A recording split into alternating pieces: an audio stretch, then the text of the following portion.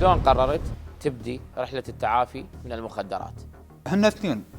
الأول الكرامة، تمام. لأن سامع والدي أو المتعارف عليه كرجال نعرف الإنسان بدون كرامة ما يسوى له فلس. هذا واحد.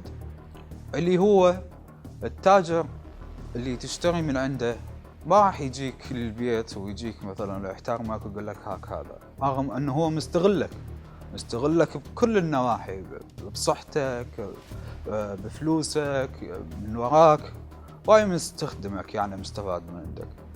يعني خابر توين بفلان مكان، انتظرني، تنتظره، تتصل عليه ما يجاوب، بالعشر مرات ما يجاوب، بال11 تعالي لفلان مكان، ويظل يتنقل بيك. هاي بعدين عود اذا رأف بيك وصح يعني جاء ودز لك المال.